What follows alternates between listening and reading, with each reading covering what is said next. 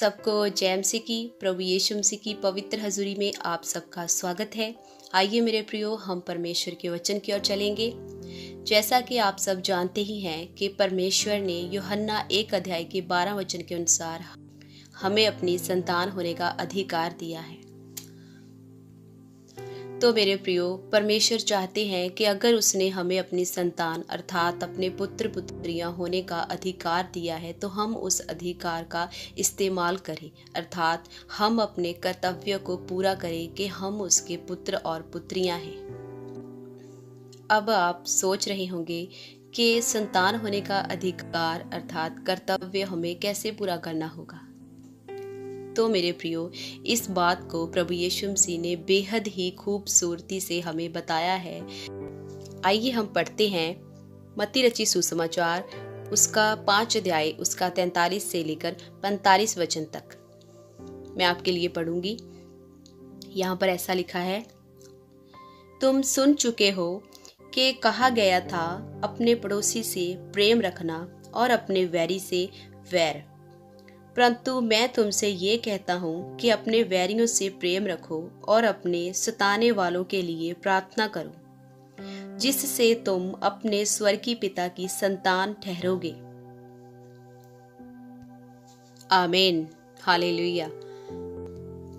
देखिए मेरे प्रियो, यहाँ पर स्वयं प्रभु यीशु मसीह इस बात को बोल रहे हैं कि जैसे पहले व्यवस्था में ऐसा, पुराने नियम में ऐसा कहा गया था कि मैं तुमसे कहता हूँ कि अपने पड़ोसी से प्रेम रखना और अपने वैरी से वैर रखना, लेकिन प्रभु यीशु मसीह ने हमें एक नई वाचा दी है।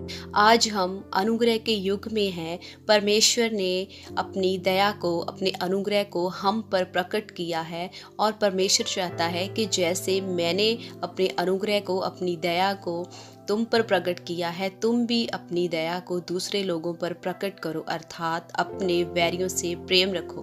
हालेलुया। प्रेम रखने के साथ साथ और उसके लिए प्रार्थना भी करनी है। मेरे प्रियो, परमेश्वर हमारे हृदय को जानने वाला परमेश्वर है और वो सभी हमारी बातों को जानते हैं कि हमारे मन में, हमारे हृदय में कौन कौन से विचार पैदा होते हैं। तो मेरे प्रियो, बहुत से ऐसे लोग हैं जो मसीह में आकर दिखाने के लिए अपने वैरियों को क्षमा तो कर देते हैं, उन्हें माफ़ तो कर देते हैं, लेकिन उनके साथ प्रेम नहीं कर पाते और ना ही उनके लिए प्रार्थना कर पाते हैं। अगर हम सच्चे और जीवित परमेश्वर की संतान हैं, हमने उसकी संतान होने का अधिकार पाया है, हम अपने पिता के स्वभाव को दूसरे लोगों पर ज़रूर प्रकट करेंगे, जिससे ये मालूम होगा कि हम अपने परमेश्वर की संतान हैं। जैसा कि प्रभु यीशु मसीह ने अपने पुत्र होने के अधिकार को अच्छे तरीके से इस्तेमाल किया, अपने कर्तव्य को पूरा किया, उसने अपने वैरियों से प्रेम किया और हमें भी सिखाया कि कैसे प्रेम करना है।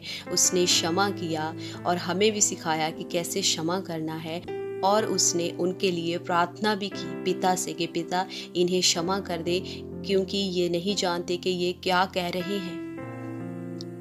इसीलिए मेरे प्रियो, प्रभु यीशु मसीह कहते हैं, जैसा कि मैंने अपने पुत्र होने का अधिकार और कर्तव्य पूरा किया है, तुम भी वैसा ही करो।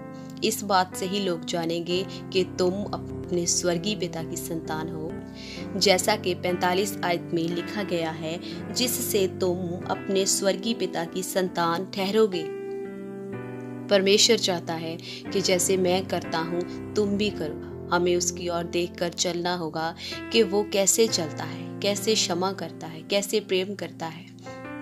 अगर आपको कोई सताता है, आपके लिए कोई बुरी योजनाएं बनाता है, आपको कोई तुच्छ ठहराने की कोशिश करता है, बहुत सी बुरी बातें आपके लिए कोई बोलता है, तो आपको उनकी बातों की तरफ नहीं देखना है, यानी कि हमको सिर्फ अपने परमेश्वर की तरफ देखना है और प्रभु यीशु मसीह की तरफ देखना है कि जब प्रभु यीशु मसीह को बुरी बुरी बातें लोगों ने कही या उनके लिए बुरी योजनाएं बनाई, तो प्रभु यीशु मसीह ने उस वक़्त क्या किया। जब हम प्रभु यीशु मसीह की जीवनी को देखेंगे कि उन्होंने कैसे अपने वैर करने वालों से प्रेम किया, उन्हें क्षमा किया और उनके लिए प्रार्थना की, अगर हम प्रभु यीशु मसीह को देखेंगे तो हम भी प्रभु यीशु मसीह की तरह माफ कर पाएंगे, प्यार कर पाएंगे और अपने वैरियों के लिए प्रार्थना कर पाएंगे। हालेलुया। इससे स्वर्गीय पिता की महिमा होगी कि हम उसके पुत्र और पुत्रियां हैं। जब हम ऐसा करेंगे तो हम निश्चय ही अपने परमेश्वर की संतान ठहरेंगे और अपने पुत्र होने का कर्तव्य पूरा करेंगे। हालेलुया। परमेश्वर हम सबको इस वचन के साथ बरकत और आशीष दे। सबको जय मसीह की।